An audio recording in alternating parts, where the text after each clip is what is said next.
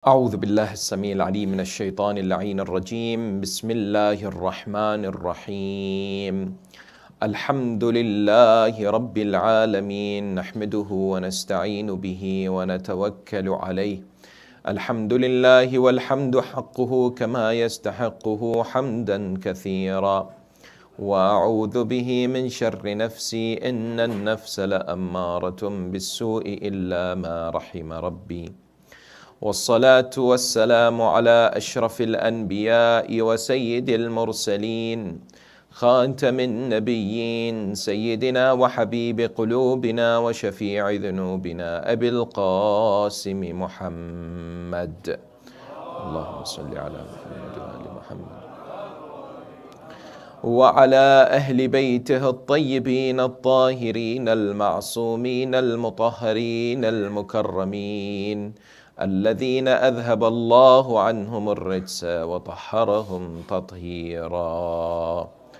اللهم صل على محمد وآل محمد. السلام عليك سيدي ومولاي يا أبا عبد الله، وعلى الأرواح التي حلت بفنائك، عليك مني سلام الله أبدا ما بقيت وبقي الليل والنهار، ولا جعله الله آخر العهد مني لزيارتكم. السلام على الحسين وعلى علي بن الحسين وعلى أولاد الحسين وعلى أصحاب الحسين جميعا ورحمة الله وبركاته.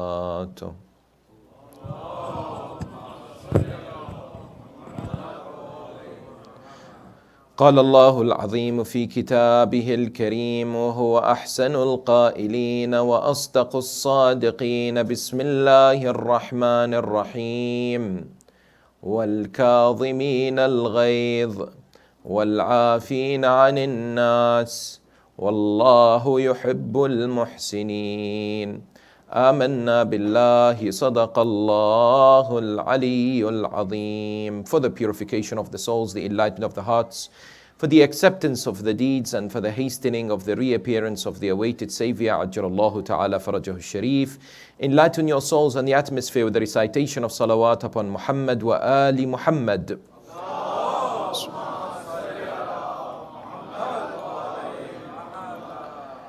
Respected elders, sisters and brothers in Islam, Salamun Alaikum wa Rahmatullahi Ta'ala wa Barakatuh.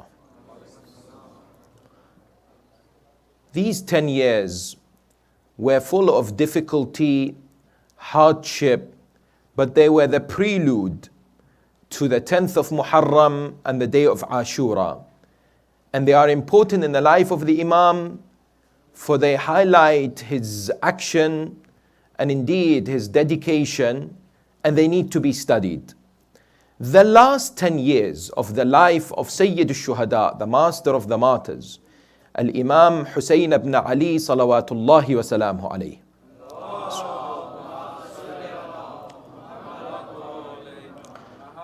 are years that are seldom discussed when it comes to our programs, discussions or majalis.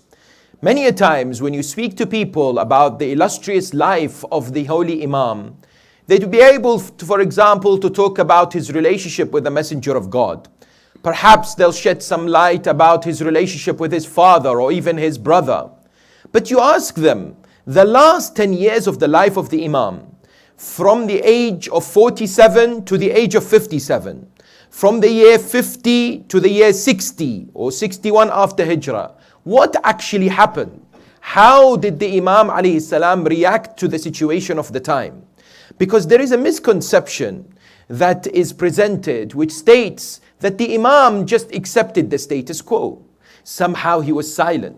Somehow he did not do anything in those 10 years.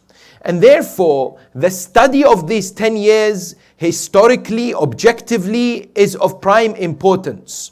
You and I recognize that when we look at history objectively, and when we look at also theologically our teachings, the recognition that Allah subhanahu wa ta'ala has selected individuals and they are part of a group of people known as the Imams, we recognize that the Imam alayhi salam, like other Imams of the Ahl al-Bayt, had a number of duties and responsibilities.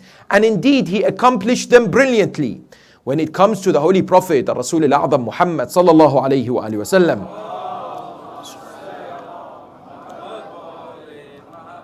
he comes forward and says, Al-Hasan wal-Husayn imama, qama aw qa'uda. Hasan and Husayn are Imams, whether they rise or not, whether people recognize their status or not, in the eyes of Allah subhanahu wa ta'ala, they're divine leaders. Therefore, these 10 years, the Imam alayhi salam would no doubt come forward and execute the responsibility of an Imam brilliantly. However, if we were to delve even further, we need to ask a number of questions. How did the Imam alayhi salam react to the situation of that time? Did what he did was indeed something that led towards the revolution against Yazid ibn Muawiyah? How did he react to Muawiyah's actions themselves? Because we discussed when it comes to Muawiyah, he had a peace treaty, didn't he? He had a peace treaty with Imam al-Hasan alayhi salam. However, Muawiyah violated this peace treaty. Muawiyah, one by one, the principles of the peace treaty, he would go against. He did not stick to any one of them, whether it was the cursing of the name of Amir al-Mu'mineen, whether it was appointing his son Yazid, whether it was intimidation and harassment against the Shia, whether it was the idea of what? Whether it was the economic welfare of the Shia. None of them, Muawiyah stuck to the plan or to the agreement. You see, when it comes to Ghadir and Ashura, there is a very interesting similarity. Ghadir is a day that is celebrated on the 18th of Dhul Hijjah. Nearly 2 weeks after, we commemorate what? We commemorate the tragedy of Karbala, the mourning for Abu Abdullah. Some people have come forward and said, why is it that you come and celebrate the day of Ghadir? Why is it that you hold it in great esteem? Some have responded, so that we remember Ghadir as well as we remember Ashura, and not forget Ghadir like you have. Because there are people today who not only have they forgotten the 18th of Dhul Hijjah or not necessarily understand its significance, but also the 10th of Muharram too. That it saddens us that we see in the Muslim world today, there are people, unfortunately, who give congratulations to each other in Muharram. There are those who say it's a time of happiness, it's a time of celebration, it's a time to somehow congratulate each other, not understanding the deeper significance of the commemoration. And this is in relation to all Muslims, not necessarily confined to the school of Ahl al-Bayt. That is why when we come to analyze these 10 years, somebody may ask you a question, what did Imam Al-Hussain do in those 10 years? As a believer, as a lover of Abu Abdullah, I have to be in the position to answer. I can't look at that individual and say, to be honest with you, I'm not really sure. I know what happened on the 10th of Muharram. That is sufficient for me. A lover of Hussein, a true Husseini, knows the life of Abu Abdullah al-Hussein, is able to speak to people about it, is a person who walks beaming with the light of the principles and the values of the 10th of Muharram. Trust me, you and I are honored by Allah subhanahu wa ta'ala. You might say this is a claim. This is a promise by none other than the Messenger of God. He says famously in a hadith, and listen to this hadith, إِذَا أَحَبَّ اللَّهُ عَبْدًا, when Allah loves an individual, قذف في قلبه حب الحسين وحب زيارته. Allah, when He loves a human being, places in their heart the love of Hussein and the love of ziyarah of Hussein.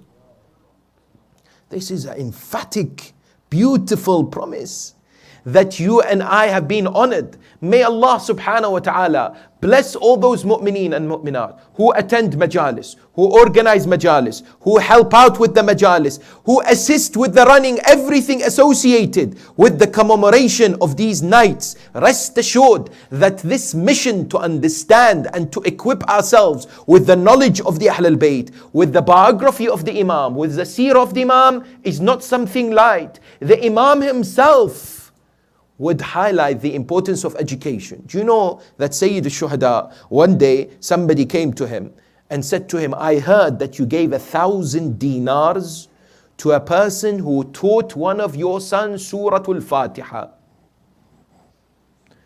They taught one of your sons Surah Al-Fatiha. He said, this 1,000 dinar is too much. It is only Surah Al-Fatiha. Imam alayhi salam responds and says what? His narration is found in our books. He says the value of Surah Al-Fatiha is much more than 1,000 dinar. Education is of the prime importance. I could sit here in the minbar and give you that which you already know and make you feel good. And you go out in the room and you think, mashallah, I feel so good. But if the minbar of Hussain is not changing your life to the better and is not educating you, then it's not a minbar Hussain is proud of.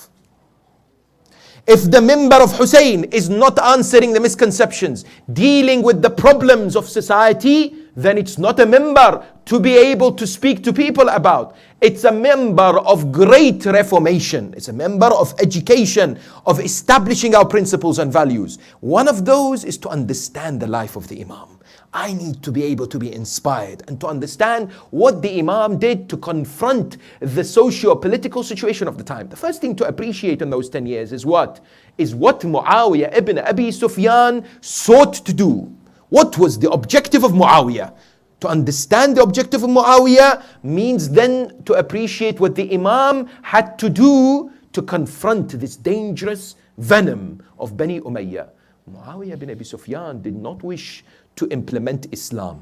He did not rule the Muslim Ummah so that he makes them better Muslims. He wanted to establish a kingdom, and he did. And this kingdom was based on corruption, and it was based on the idea of taking back Islam towards Jahiliyyah. Yes? In the idea that Muawiyah sought a kingdom which restores the age of ignorance. That's why Muawiyah himself, from the horse's mouth, sat on the pulpit in Kufa after he gained the Khilafah. And do you know what he says to people? He says, Ama wallah ayyuhan nas, inni lam uqatilukum likay tusallu wa tasumu aw tazukku aw tahujju. Oh people, I am not fighting you, or I did not fight you because you should pray and you should fast and go to Hajj and pay zakat. وَإِنَّمَا قَاتَلْتُكُمْ لِأَتَأَمَّرَ عَلَيْكُمْ. I am fighting you so that I become in charge of you. And this is what Allah has given me. Allah has given me this blessing that I will be able to rule over you. Listen to what Muawiyah instigated. What are the policies of this individual that he made sure around the Muslim Ummah is implemented? The first thing he did was that he forced economic embargo and restriction on a number of people. What do we mean? When it comes to Muawiyah, he said that in order for my rule to be cemented, I need to gain as much wealth and spend it for my own clan and for my own supporters. So therefore, for example, in Medina, what he would do, he would restrict wealth that would reach Medina. Bani Hashim and others would be deprived of many of their belongings. There will be, for example, there was a year where they were not given anything from Baytul Mal. Similarly, we are told that, for example, he said to this man by the name of Sa'id in Medina, once Muawiyah visited Medina and said, what's going on here? It seems that people are in poverty. Sa'id said, yes, we became in poverty the moment we killed your brother in Badr. The moment we stood against you, you are taking revenge against us. What Muawiyah did, therefore, was tighten the grip on the Muslims to the extent that he ensured that no wealth was getting to them except to himself. For example, he introduced this idea known as the Nowruz tax. Because he ran out of money, he was somebody who would spend extravagantly. He would spend on his own self, on the parties, on whatever he wished, and he would purchase people. He ran out of money, so introduced what is known as Nowruz tax. Do you know what that means? At the time of Nowruz, he said Muslims have to pay a tax. It was the first time anyone had to do such a thing. That was number one. Number two, he was a man who was full of deception and trickery. What do we mean? When Amir al-Mu'mineen, Mawla al-Muttaqeen, Ali ibn Abi Talib, salawatullahi wa salamu alayhi,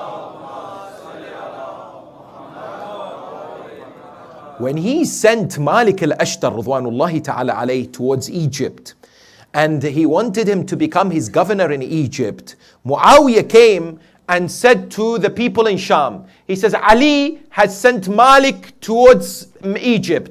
We must pray to Allah that Malik does not reach Egypt and that he dies. In the meanwhile, Muawiyah instigated an assassination of Malik al-Ashtar. He placed poison in the honey, and Malik was presented with this honey, and unfortunately because he had it, he died. He was martyred.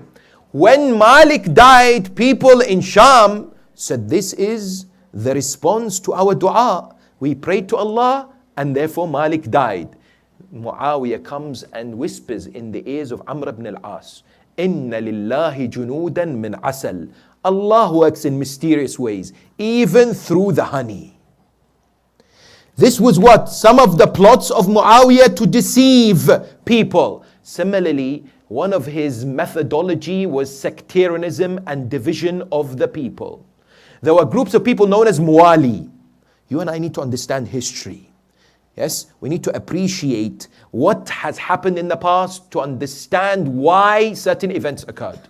This is Muwali, where people from Iran, people from other countries. Muawiyah said that they must be treated as second class. That he began to divide people into groups and denominations.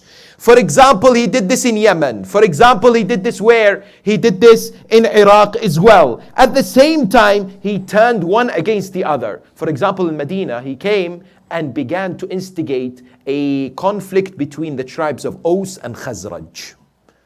He was a fitna monger, trying to weaken the Muslim unity and resolve.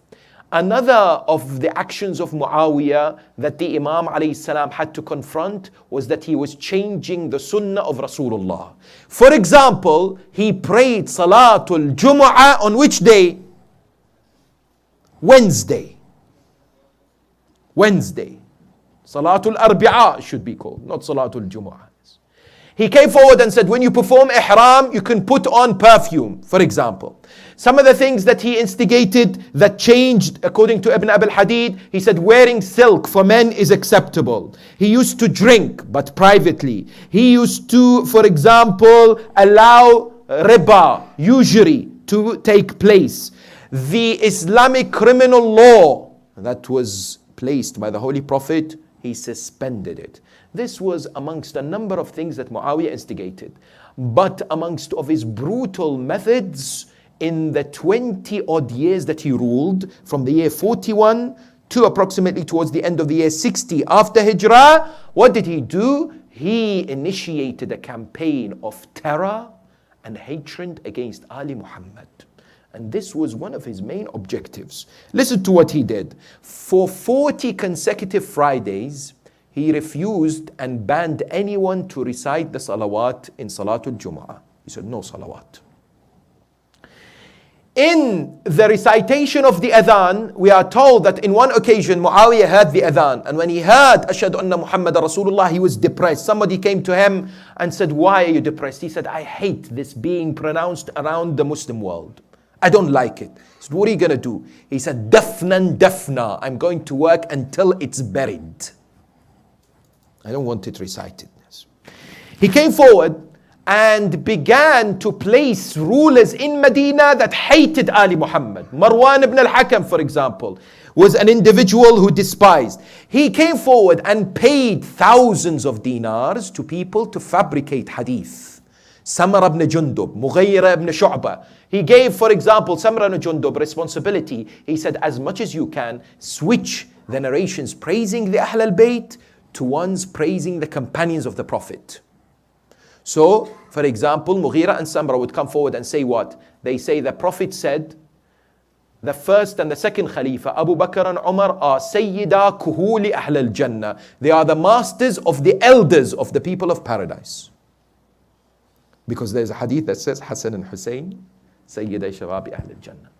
He came forward and told Samra ibn Jundub, what are you going to do? Samra said, leave it to me. I will sort things out. What do you mean? He came forward, Samara said, Ya ma'shar al-nas, O people, I heard the messenger of God say, when Allah revealed the verse, Ya ayyuha alladhina amanu, la taqrabu as-salata wa antum sukara. O people, O you who believe, don't approach prayers and you're in the state of intoxicants. This was revealed when Ali ibn Abi Talib was drunk.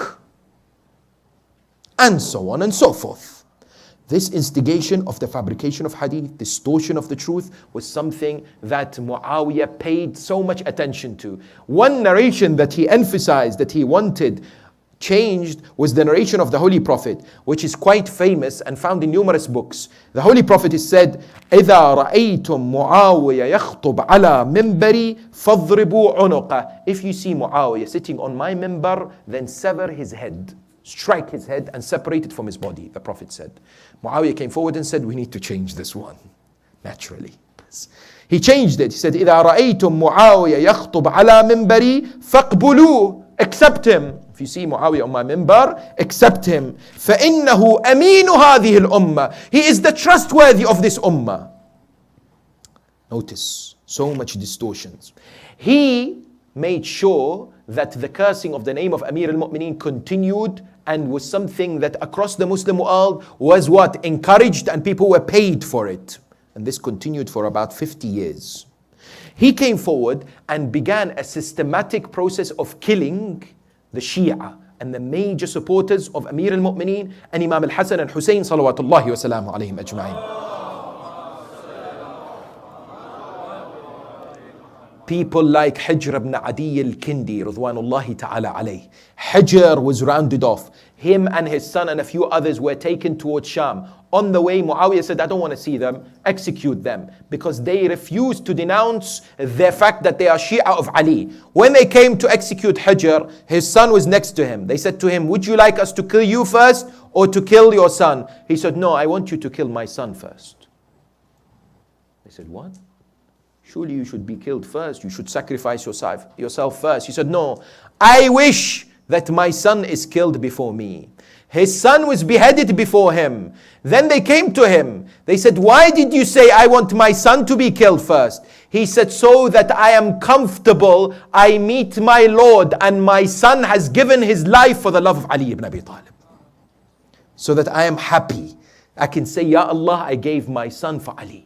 Hijr was executed. Rushayd al-Hujari, Ridwanullahi ta'ala alayh, one of the great companions of Amir al-Mu'mineen, his legs were severed, his arms were severed, and he was executed. Amr ibn Hamaq al-Khuza'i, Ridwanullahi ta'ala alayh, another brilliant personality, his head was paraded in Sham on a spear after he was beheaded. His head is the first head in Islamic history to be paraded from the Muslims. The first head to be paraded is Amr ibn Hamaq al-Khuza'i.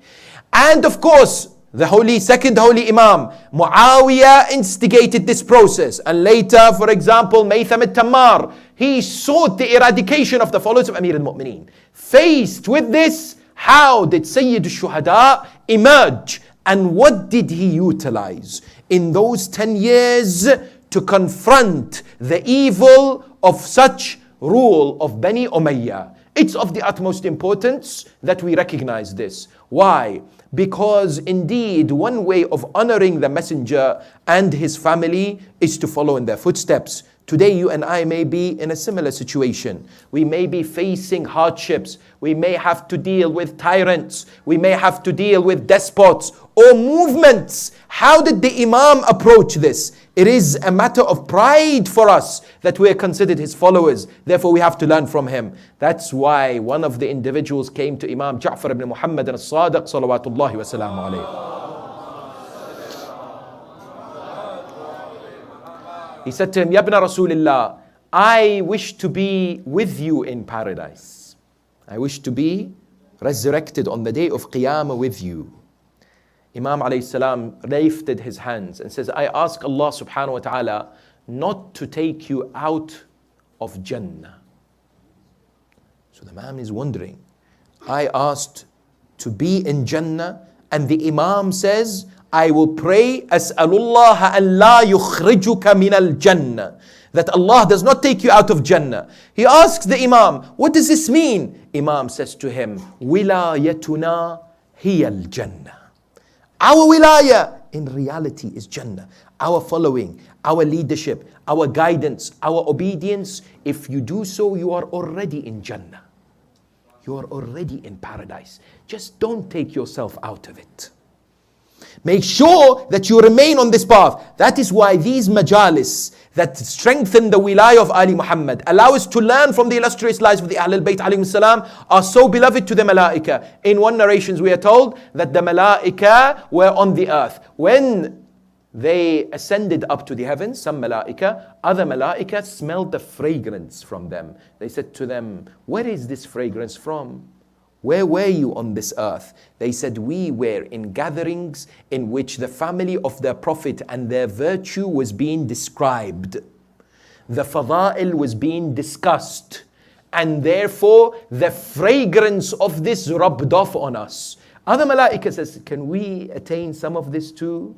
He said, why don't you go to the place where they were gathering and see, maybe they're still there. The malaika descend according to the narrations, but the people had dispersed. But the fragrance of the remembrance of Ahl al-Bayt was still there. Don't underestimate the power of these majalis and the importance of establishing the remembrance of the Ahl al-Bayt alayhim as-salam.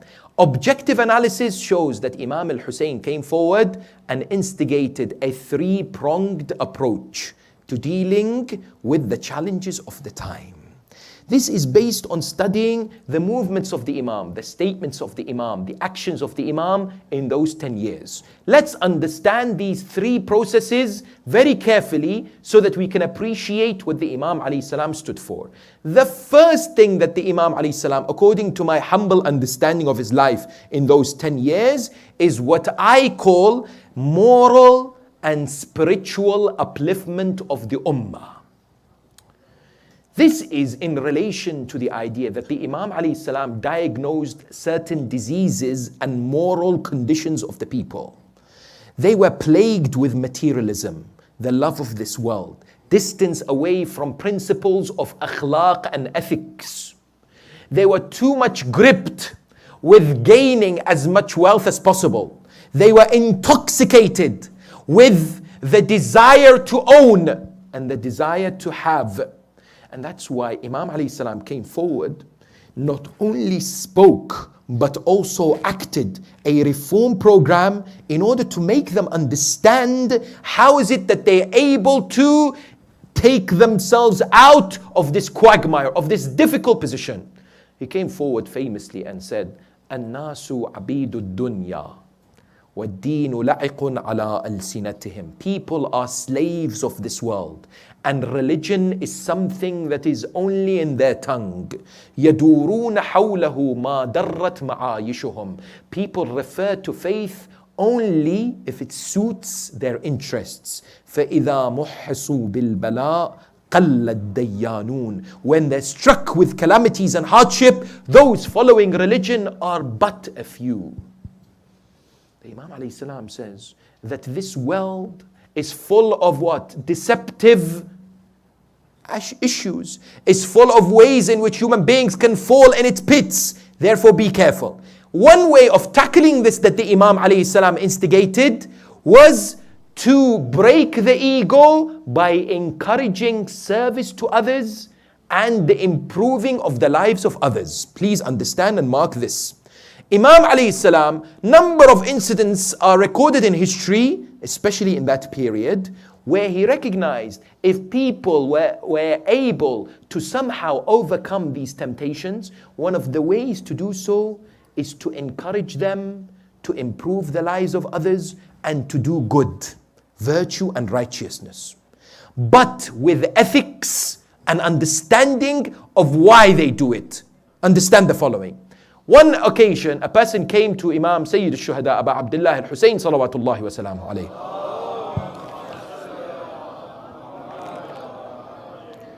He was from the Ansar. He said to him, Yabna Rasulillah, I have a haja, I have a need. Can I ask you? Imam says, wait.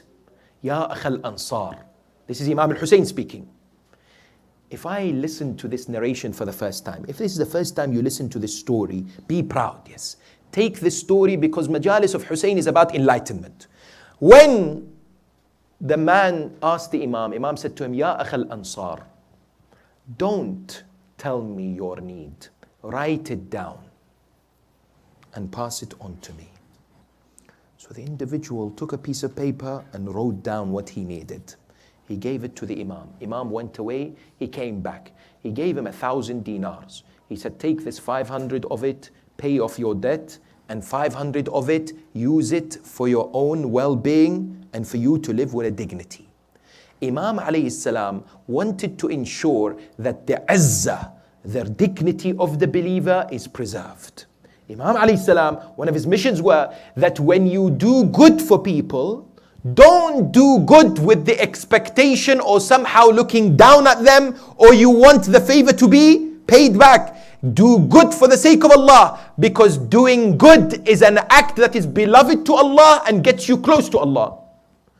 Do good because you will attain the reward from the Almighty, not from the human beings. That is why another occasion, and this is a beautiful story, I found it in 22 historical works. One day, the Imam alayhi salam was walking and he saw a slave. This slave was feeding a dog food. So the Imam said to him, why are you feeding this dog? What makes you do this? The slave said, Ya ibn Rasulillah, I want to make the dog happy because I am unhappy. My master is making me unhappy. So at least I can make a creation of God happy by feeding him. The Imam alayhi salam said what? The Imam came forward and said that I will give him this money. He gave him some money, 200 dinars. To whom? To this particular individual.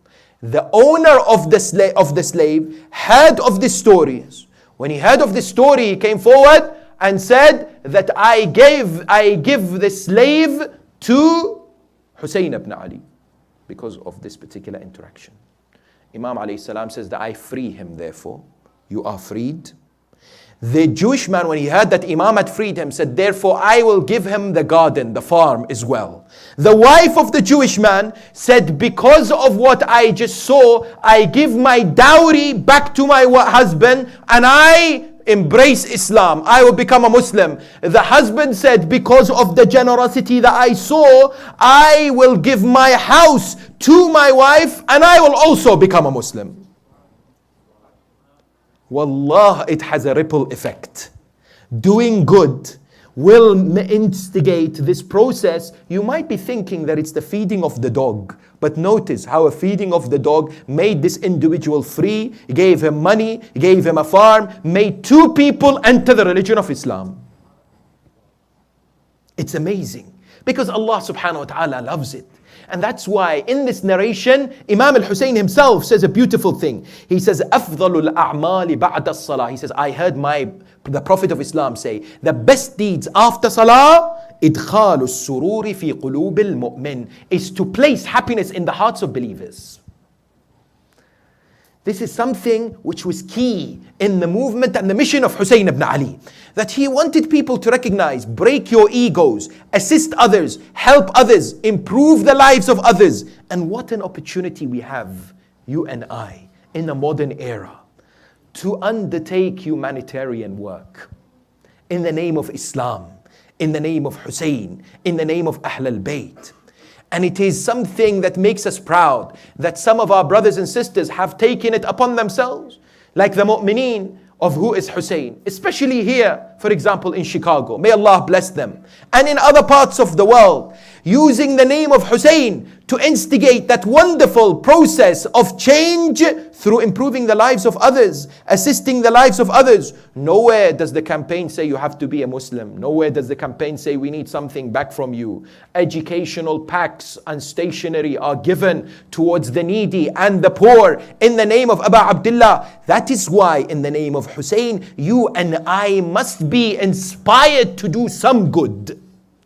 Don't let Muharram and Safar leave without making a commitment to do some good in society, in your own community, in your own setups. Whatever it takes, do it. And if somebody comes to you asking for help, if somebody assists and wants to solicit your help in anything, don't turn them down. Sayyid al-Shuhada, listen to this unbelievable sentence from Imam alayhi salam. Do you know what he says? وَاعْلَمُوا أَنَّ حَوَائِجَ النَّاسِ إِلَيْكُمْ مِن نِعَمِ اللَّهِ عَلَيْكُمْ. Know that the needs of the people that come to you is one of the favors of Allah towards you.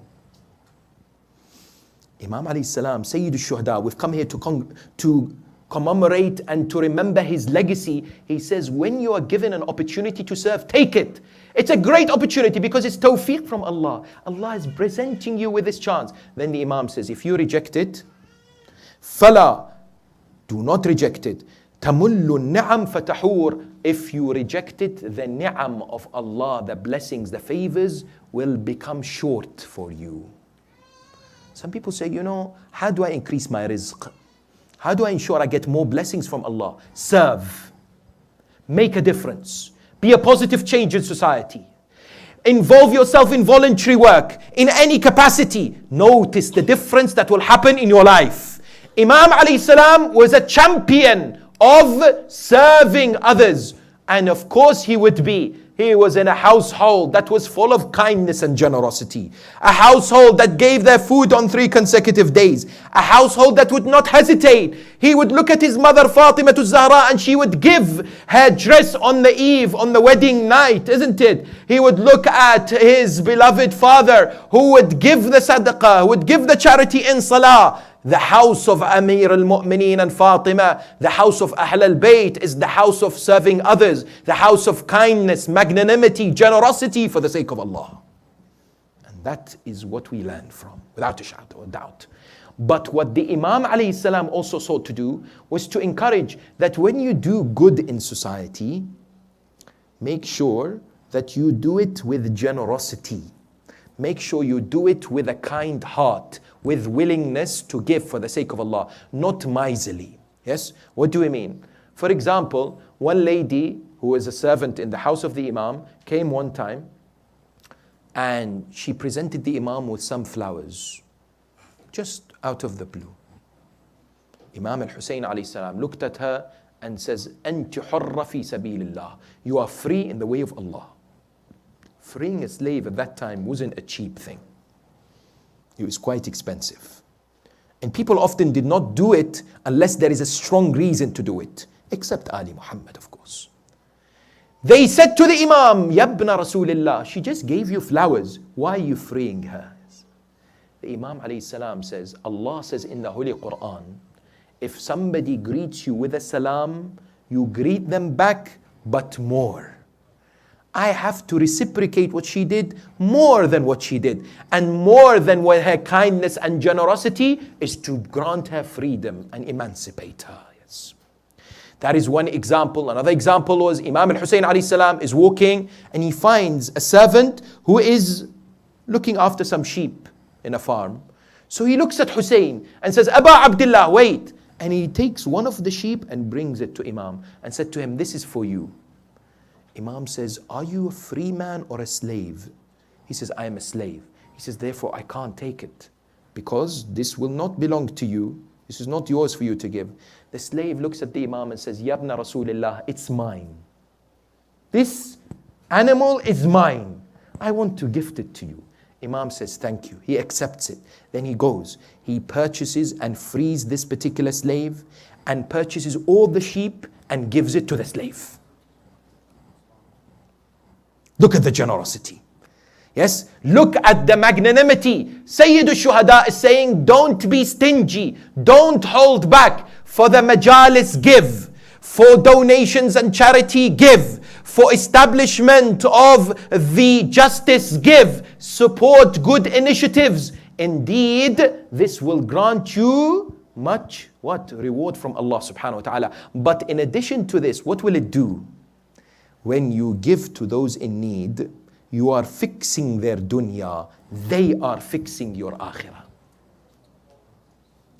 Don't underestimate how powerful it is to be involved in this particular process and in this particular setup. At the same time, Imam alayhi salam, he wanted to make sure that giving is infused with teaching. Note this process. What do we mean here? Imam alayhi salam one day was visited by a person who came to him, and the individual had asked some of the other people in Medina, but they had no money. So he comes, and the Imam was praying in Masjidun Nabawi. When he was praying in Masjidun Nabawi, the man from outside began to recite lines of poetry, saying, "Who will help me?" in Arabic. "Who will alleviate my need? Who will support me?" And the Imam, when he finished, he came to this individual and said, "What is it that you need?" He said, "Ya ibn Rasulullah, I am in debt, I am in need of this." So he looks at Qambar, Imam Hussain, and said, "Qambar, how much do we have left?" He says, 4,000 dinars. He said, "Go and bring it all, for we have found someone who is more in need of it than us." He comes, he wraps this particular money, and he gives it behind the door to the individual, not looking at his face. And the man takes it and then begins to cry. People came to him and says, "Why are you crying? Are you crying because it's not enough? He has given you all that you need." The man said, "No, I'm not crying because of this. I am happy, but these tears are because I cannot imagine how the earth can encompass a man like Hussein." He says, "I can't. How can the earth withstand the generosity of a man like Hussein?" Another person came to him and said, "Ya ibn Rasulullah, I'm a Bedouin, Arabi. Yes, I am in need." Imam al-Hussein said to him, "I will give you what you want, but you need to answer the following questions." Imam knew that this man had some wisdom. This man had some knowledge. He wanted to teach people that al-ma'rifah, cognizance, sometimes needs to be what? Encouraged for people. When he would say something, it would educate others. Imam said to him, "If you answer one of my questions right, I'll give you a third of what you need. If you answer two of my questions, 2/3. And if you answer all my 3 questions, I will what? Give you all that you require." The man said, "Fine, Ya ibn Rasulullah, ask the question." The first thing that Imam asks him is what? He says, "Ayyul a'mali afdal?" What are the best deeds? This is a constitution for you and I as well. The man responds, he says, "Al-imanu billah," to have belief in Allah. Then he says, "Faman najatu min al-halaka?" Imam asks him, how do you save yourself from drowning, in a sense of your spirit or your akhirah? Al-thiqatu billah, to have full trust in Allah. This Bedouin answers. The Imam says, "Fama yuzayyinu ar-rajul?" What is the ornament of the man, of the human being? What decorates that individual? He says, "Ilmun ma'ahu hilm," knowledge with forbearance. Knowledge by itself sometimes may lead to arrogance. Knowledge by itself may sometimes be misused. But if you have forbearance, you know exactly where to use it. That's his wisdom, isn't it? Then Imam alayhi salam says, "Very well, but what happens if he doesn't have knowledge and forbearance? What else could he have?" The man says, "Malun ma'ahu muruwa." He should have wealth, but with chivalry. He says, if he doesn't have this, he says, "Faqrun ma'a sabr." You should be an individual. If he doesn't have wealth, then he should be a person who is in need, but be patient. Imam said, what happens if he doesn't have this? He said, "Fasa'iqatun." Then I pray that Allah destroys him with a comet from the heavens. How can he not have any of these? Imam smiles, then gives him all that he wants and gives him his khatam as well, which was worth 200 dinars, and said, "Go, use this to live your life." Yes, with the dignity and the honor. So this was what? This was one mission of Sayyid al-Shuhada, Abu Abdullah al-Husayn salawatullahi wa salamuhu alayhi.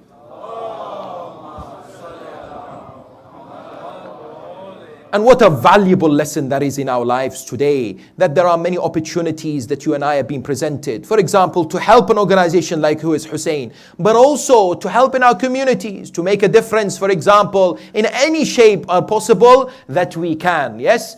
The other area that is highly recommended is what? To study in the life of the Imam, is how he stood up against misconceptions. Because the role of the Imam is to disseminate the truth. is to ensure that the teachings of the religion of Islam is delivered in the right manner, isn't it? That Sayyid al-Shuhada did this brilliantly. Anytime somebody came forward and said something which was wrong, Imam alayhi salam would correct this. For example, people began to talk about an individual by the name of Abdullah ibn Zayd. They said Abdullah ibn Zayd was the man who brought forward the adhan. They said he came to the messenger and said, Ya Rasulullah, I think we need to have something which tells people it's time to pray. So I suggest that we recite the following. And this began to spread amongst the people. Imam Hussain alayhi salam came forward and said the following. He said, O people, al-wahyu yatanazzalu ala nabiyyikum wa taz'amuna annahu akhadha al-adhan min Abdullah ibn Zayd. Allah reveals towards your prophet and you think the adhan is taken from a man by the name of Abdullah ibn Zayd. Wal-adhan wajhu dinikum. Adhan is something that is apparent in your religion. Then he describes to them that it was Jibreel in the Mi'raj who told the Prophet of Islam how to recite the adhan and what should be recited. And therefore he corrected the wrong. Number one. Number two, when it comes to, for example, someone, he was praying one day, he was performing his salah, and somebody came and wanted to walk ahead of him. And people stopped that individual. Don't walk ahead of Hussein. Yes? Today we find this.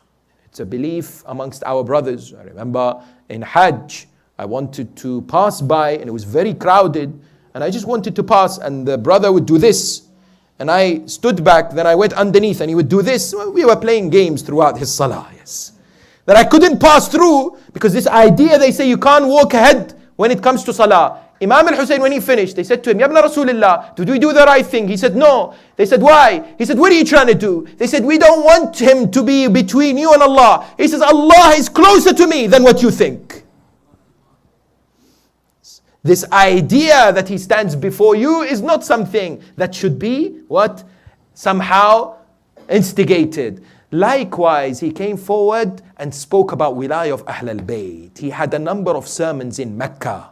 That was before he left from Medina. Something that we will describe and talk about and analyze tomorrow, inshaAllah ta'ala. But one of the sermons that he gave in Mecca was when he gathered Bani Hashim, gathered the companions, came forward and began to describe to them the status of the Ahl al-Bayt, to highlight to them who Ali Muhammad are, to illustrate the legitimacy of the rule of the Ahl al-Bayt. And he would come forward and say, نحن حزب الله الغالبون وعترة رسول الله صلى الله عليه وآله الأقربون وأهل بيته الطيبون. We are the party of God that are victorious. We are the family of the Holy Prophet that are chosen and pure. وأحد الثقلين الذين جعلنا رسول الله ثاني كتاب الله. We are one of the two weighty things that the Prophet of Islam has made us with the Prophet, with the Holy Quran. Second, الذي فيه تفصيل كل شيء. The Quran has the description of everything. No falsehood comes to it. فأطيعونا. Later he says, فإن طاعتنا مفروضة. You must obey us because our obedience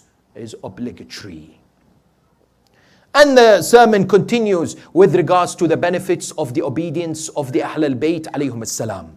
What Sayyid al-Shuhada is trying to tell you and I is that despite the fact that he honored the treaty, because you see, when it comes to Ghadir and Muharram, Ghadir was where a treaty or an agreement was given by over 100,000 Muslims that they will follow Amir al-Mu'mineen after Rasulullah.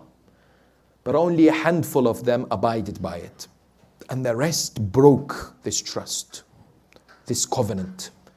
This loyal declaration became disloyalty, isn't it? Muharram, the same thing. Many, had come forward and told the Imam, come, rise, we will support you. They did not stand to fight with him. Muawiyah violated the treaty. He stamped on it. Yes? He violated the agreement, isn't it? Imam alayhi salam wanted people to recognize that I will not stand against Muawiyah whilst he's alive, because we had a pact, we had a treaty, peace treaty. Peace treaty stated that until Muawiyah dies, the person after him should be Imam Al-Hussain if he's alive, or Imam Al-Hussain alayhi salam. Yes. And therefore he was a man of principle. He did not violate any agreements, but he expected the people not to do the same. And unfortunately, both Ghadir and Ashura demonstrate how people were not true to their word. An individual came to him, and listen to this narration. He came to him and said to him, Yabna Rasulillah, ana min shi'atikum. He said to Sayyid al-Shuhada, the master of the martyrs, I am one of your Shia. Imam said, Ittaqillah, wala tadda'iyanna shay'a. Be conscious of the Almighty. Don't claim something that you're not. Why? يَقُولُ اللَّهُ لَكَدْ كَذِبْتَ. Allah will say to you, you are a liar. في دعواك, in your claim. إن شيعتنا من سلمت قلوبهم من كل غش وغل ودغل. Mark these words. It says, my Shia are the ones whose hearts, not actions only, hearts are free from deception, from hatred, and from what? From cheating. Then he says, وَلَكِنْ قُلْ أَنَا مِنْ مُوَالِيكُمْ. Say you are from the ones who love us. Don't say you're one of our Shia.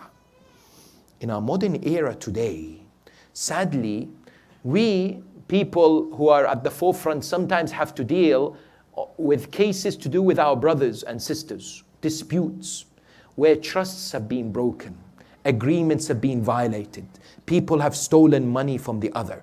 And majority of the time it involves money.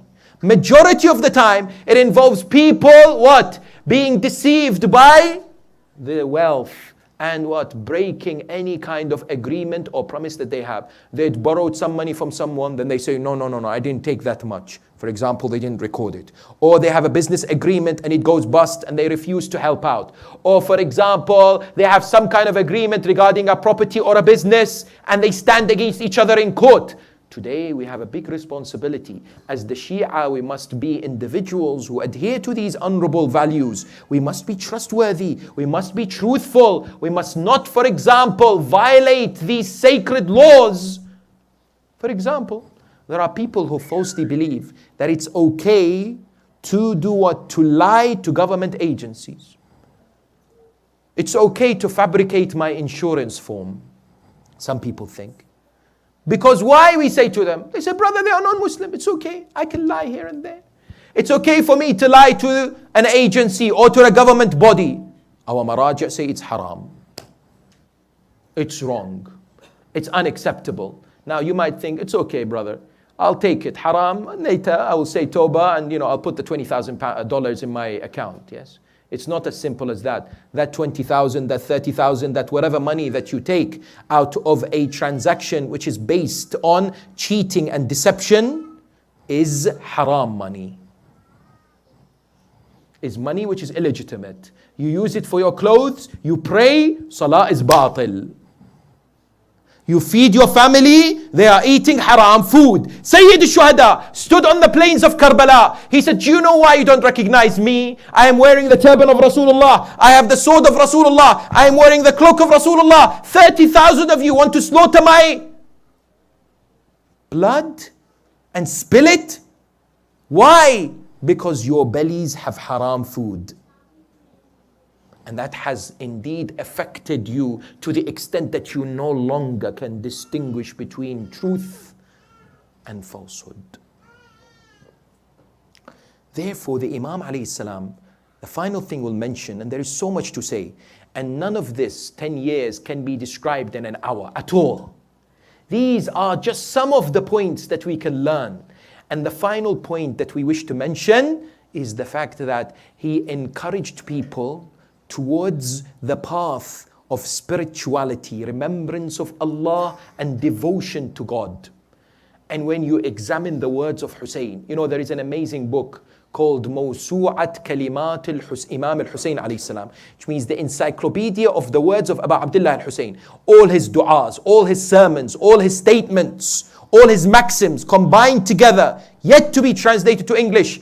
Inshallah, it will be done soon. But when you examine that, you find so many recommendations and statements which truly awaken the conscience of the human beings. From the mesmerizing du'as that the Imam had, even on the plains of Ashura, before the commencement of the battle, during the battle, in his last few moments in this world, to du'a Arafah, for example, to a famous narration which we need to highlight, which signified the beauty of Abu Abdullah Al-Hussain salawatullahi wa salamu alayhi. Please understand this narration. It requires majalis by itself. But I just mention it for the barakah. Sayyid al-Shuhada wanted to awaken masses by inviting them towards the path of Siratul Mustaqim Haqq, by igniting the passion for God, by these wonderful mesmerizing words that make people cry in remembrance of Allah, and by making them think. He said famously, أيها الناس إن الله جل ذكره ما خلق العباد إلا ليعرفوه. O people, Allah has not created His creation, the people, except that they should seek His ma'rifah, cognizance, to know God. فإذا عرفوه عبدوه. Once they have the ma'rifah of God, automatically they will worship Allah subhanahu wa ta'ala. فإذا عبدوه استغنوا بعبادته عن عبادة من سواه. If they then worship Him, they will be no longer in need of worshipping anyone other than Allah subhanahu wa ta'ala. It's a what? It's a cycle that is connected one to the other. Ma'rifah, ibadah, and no shirk. Then somebody asked him, Ya ibn Rasulillah, bi abi anta wa ummi, fima ma'rifatillah. Where do we find this ma'rifah of Allah? I am seeking this ma'rifah. I am desperate for this ma'rifah. I am thirsty for the cognizance of Allah. Teach me, Ya Hussein. How do I find it? Imam alayhi salam said to him, Ma'rifatu ahli kulli zamanin imamihim. Or ma'rifatu ahli kulli zamani imamihim. That you must know the Imam of your time, الذي يجب عليهم طاعته. That if you wish to know Allah subhanahu wa ta'ala, know the Imam of your times.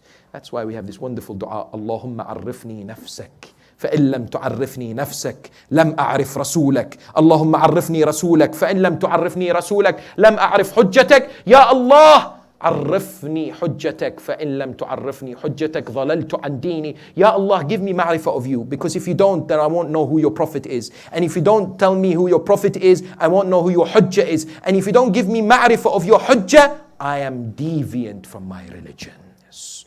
That is why Sayyid al-Shuhada is an individual who performed Hajj 25 times on his feet. Narrations tell us that he performed and was witnessed as performing 1,000 ruk'ah every night.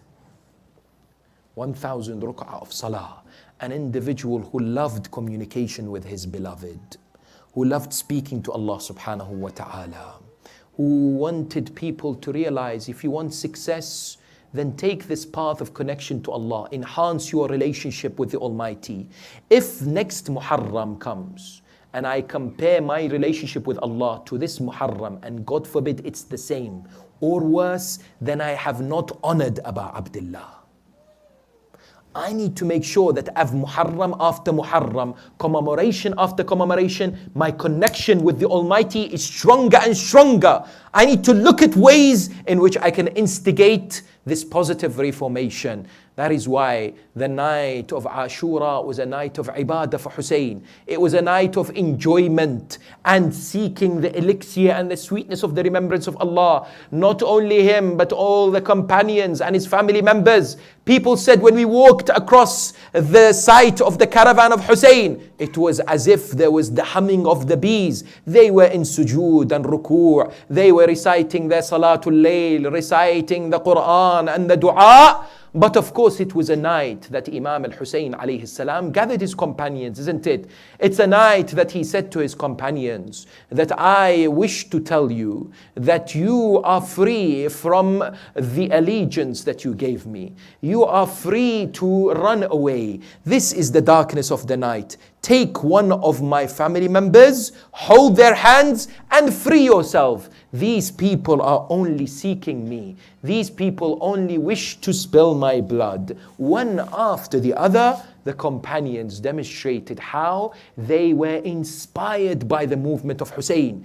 The first one being spiritual and ethical upliftment. They were all students of Abu Abdullah, and they demonstrated their unwavering commitment and loyalty. And they said to Abu Abdullah, how can we do this? May we never live a moment after you. May we never live a moment and we have been disloyal to you. One after the other. Zuhair ibn al-Qayn says that if I'm killed and resurrected and killed and resurrected 70 times, I will still fight you, O Hussein.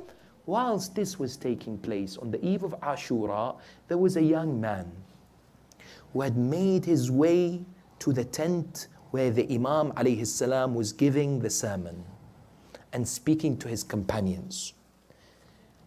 When this young man entered, it was probably quite dark.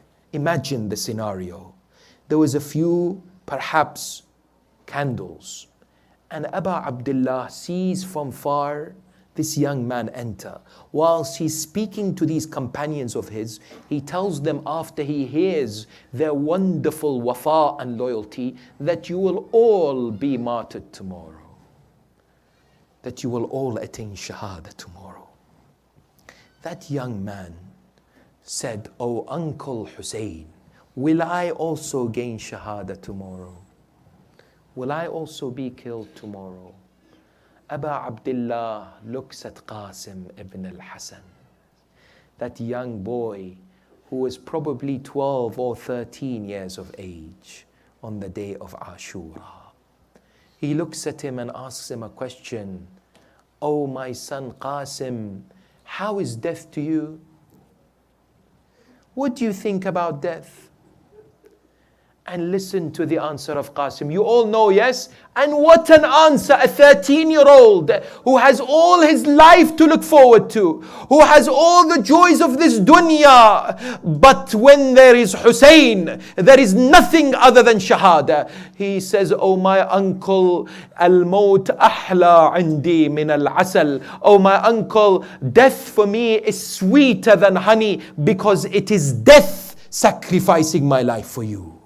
That is why on the day of Ashura, after Ali al-Akbar had given his life and been martyred, after several members of Bani Hashim had already sacrificed their lives, this young son of Imam al-Hasan emerges. He wishes to fight. He wishes to engage in battle. The narration tells us he walked towards the tent of the Imam. He entered the tent of the Imam. He saw his uncle Hussein. He looked at the eyes of Hussein. "Uncle Abu Abdullah, grant me permission to fight in the battlefield." Imam al-Hussein, there were a number of reasons why he would say no to Qasim. Notice that when Ali al-Akbar came, Imam would say yes to him immediately. He would hug him and encourage him towards the battlefield. But how can he say yes to Qasim? This was Qasim for a number of reasons. He was special to Hussein. Number one, Qasim was 3 years of age when Imam al-Hasan died, when Imam al-Hasan was poisoned. Therefore, Qasim was an orphan. Qasim was a yatim. The other reason is that Imam al-Hussein looked after Qasim. He brought up Qasim. It was as if Qasim was his own son. Imam al-Hussein looked after him. Whenever he needed something, Hussein was there for him. Whenever he was in requirement of anything, Imam would fulfill it for him. Now, how can Hussein let Qasim go to the battlefield? One narration says that Imam said to him, no, I cannot let you go. Anta wadi'atu akhi al-Hasan. You remind me of my son, my brother Hasan al-Mujtaba. How can I let you go? How can I see you slaughtered? The narration says that he left the tent very upset, quite down. He walked towards the tent where his mother Ramla was. He entered and says, Mother, my uncle Hussein does not allow me to fight. Please, can you speak to him? Please, can you say something? Ramla holds the hands of Qasim. She comes towards the tent of Aba Abdullah. Alayka minni salam, ya Aba Abdullah, Sayyidi ya Hussein. Imam al-Hussein emerges from the tent. What has happened? She says, Ya Aba Abdullah, this is a letter from your brother Hassan. This is a letter from your brother Hassan. Imam al-Hussein takes this letter. He begins to read the letter. The letter says, Akhi Hussein, I wasn't able to be with you on the day of Ashura. I can't give my life for you. I can't defend you. Akhi Hussein, please accept my son Qasim. Allow him to fight. Aba Abdullah accepted Qasim ibn al-Hasan. But not before he said to him, you know what, come next to me. They both hugged each other. Do you know what the narration says? When they hugged each other, they fell onto the ground. They cried and cried. This is the wada' between Qasim and Hussein. Now he came, he placed the turban of Imam al-Hasan on his head. He gave him the sword of Imam al-Hasan, the cloak of Imam al-Hasan. Some narration says Qasim went to bid farewell to his mother, to the ladies of Ahl al-Bayt. When he entered the tent, the ladies began to scream, this is Hasan al-Mujtaba, he has returned. Oh Qasim, Qasim, stay so that we can see you. We cannot bear to see your body in pieces. Oh Qasim, please don't go.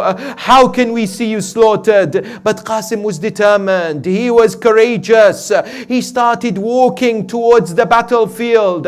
In tunkuruni fa ana ibn al-Hasan. If you do not know me, then I am the son of Hasan. Najl al-Nabi al-Mustafa wal-Mu'taman. I am the grandson of the Prophet who is the trustworthy one. When he walked towards the battlefield, Humayd ibn Muslim said that we saw a young man. He was as if the shining moon that emerged onto the battlefield. His face was radiating with light. He came, he was so courageous. He began to fight like a warrior, like a lion of God. He was unfazed by the thousands before him. People that came in front of him, he finished them. But there, a specific part of his sandals broke. A string broke of his left sandals. He was not fazed by all the people. He knelt down to fix the sandal. A man came. He said, I will make his mother mourn for him. Humayd said, how can you? He is a young boy. The man lifted his sword and struck it on the head of Qasim. But you know what happened to the head of Qasim? The head of Qasim.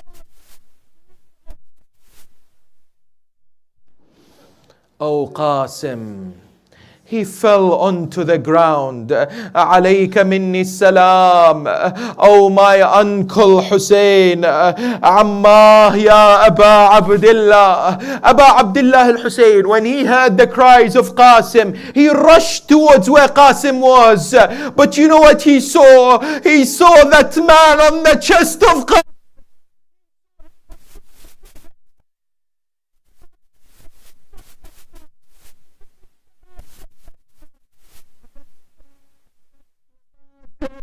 Began to cry.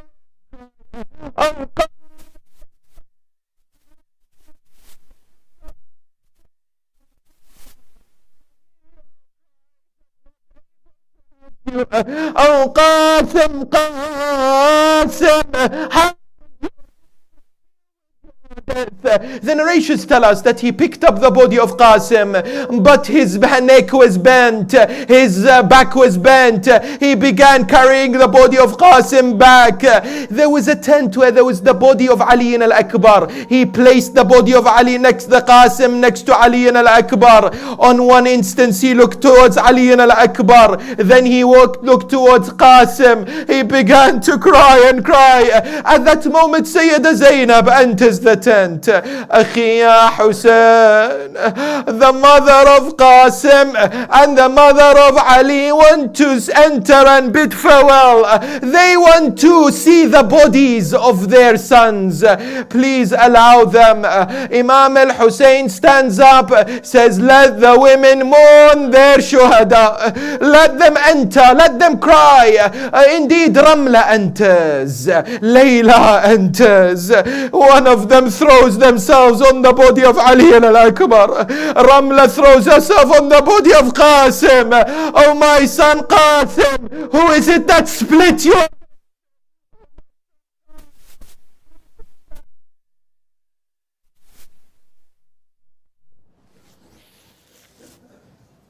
ألا لعنة الله على القوم الظالمين وسيعلم الذين ظلموا أي منقلب ينقلبون والعاقبة للمتقين وإنا لله وإنا إليه راجعون. We pray to Allah subhanahu wa ta'ala to accept our aza and our mourning and to grant us tawfiq to establish majalis of Aba Abdullah Al-Hussain. We pray to him subhanahu wa ta'ala to allow us to visit the shrine of Aba Abdullah Al-Hussain, to honor shuhada'i Karbala, his companions and his family members such as Qasim. We pray to Allah subhanahu wa ta'ala to grant shifa to all the mu'mineen and mu'minat who've requested that we remember them in dua. Ya Allah, fulfill the hajat of mu'mineen and mu'minat and grant us an opportunity to serve in society, to make a positive difference and a contribution that places happiness in the hearts of people. Ya Allah, hasten the reappearance of our 12th Imam and make us of his devout and sincere followers. وآخر دعوانا أن الحمد لله رب العالمين. مأتم حسين. يا حسين